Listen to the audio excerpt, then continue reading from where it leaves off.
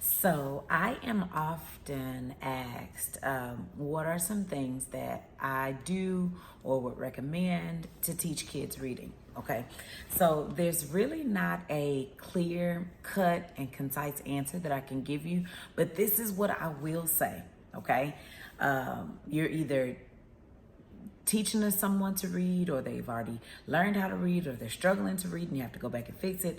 But this is for people who have newborn babies, toddlers, babies in the womb, no babies yet. This is what I need for you guys to do, because learning to read does not begin in kindergarten or first grade or 2 years old, right? Babies start learning language like in vitro, in the womb. When you're talking to them, when they're picking up on your cadence and your voice in the womb. So hear me out. I'm gonna give you guys 3 things that you need to be doing, like the foundational things for learning language and reading, so that they can have like a head start and a good grasp on their reading when they do start to read, right? These are the 3 things. I swear by them. I do them with my own children. I have readers. I have one reader currently that I've taught her to read from scratch, right? And I'm working on my next reader. Mariah's 4, and so we're getting her to read as well. And then I'm gonna get 2 other babies, to read, and also not including the people that I work with, my tutoring children, although they attend public school. So I just kind of supplement in what they're already learning. All right, so here are the 3 things that you need to do if you have little bitty babies, okay? I'm talking about little Junior, 6 months, Caitlin, 4 years old, Bobby, 6 weeks. Number 1, the first thing that you should be doing is narrating your day. You should be talking to your kids often and frequently. And I'm not talking about the baby talk. I'm sure you have probably heard it before. No baby talk. You want to speak clearly and directly to your children. Try not to use slang, because they're going to pick up on that.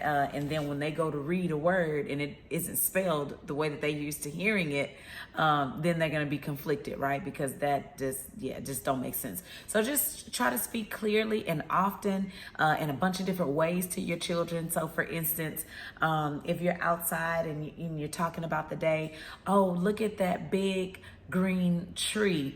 Oh, are you happy today? Look at you. You dropped the ball. It went down. Those types of things. Let mommy put your shirt on. Left arm, right arm, over your head.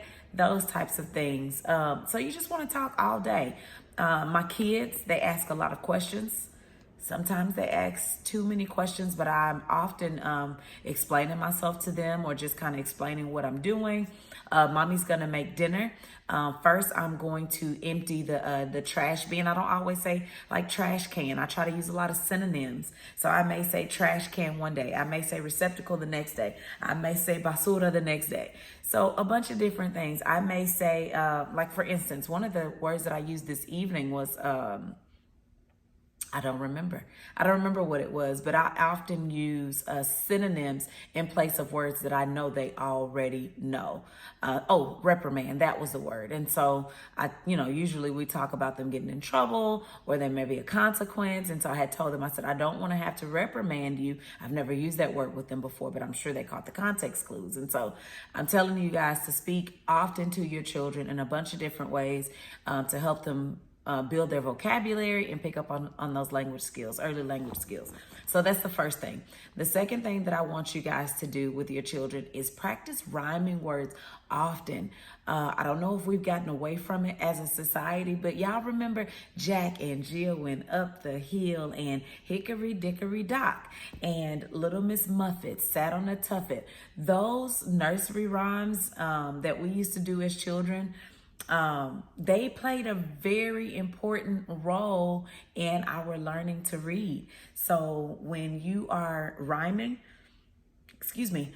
you're picking up on a very important piece of that. So y'all don't forget to rhyme. You should be doing rhyming words with your books and with songs and just throughout your day. Just make it fun for them, okay? And then the last thing that I would say to do to make sure that you're doing is making sure they know all of their uppercase and lowercase letters. Okay. preferably lowercase before they do the uppercase, because they're more likely to see the lowercase in print when they're reading versus the uppercase, because uppercase letters are only found in like proper nouns and things like that. So lowercase, then uppercase words, letters. And then on top of that, make sure, of course, you're doing the letter sounds.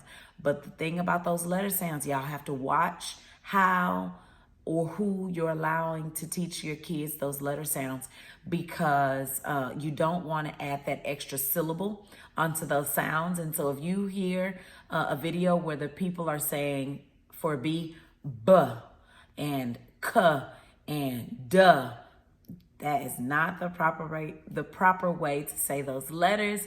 And so you want to make sure those letter sounds are really short and crisp, like p or k, t, s, b. Those types of things. No at the end of those. So once they know those letter sounds and they're used to speaking and engaging with you, because y'all know kids know way more words than they're able to say themselves. So don't think that when they start talking, that those are the only words that they know, right? Your receptive language is more vast than your oral language, right? So anyway, I just wanted to give y'all those quick tips to make sure that you're doing those with your babies, your infants, your toddlers, your preschoolers, and all of your children, right? And don't stop once they begin to read. You want to continue to do these things, okay? All right, so if you guys have any questions, make sure you drop them in the comments. I made this video because I get this question a lot, and this is something that I believe that you should be doing frequently and often, and you can share this with somebody else. All right, I look forward to seeing you guys next week. Don't forget to like and subscribe. I'll see you guys next time. Goodbye.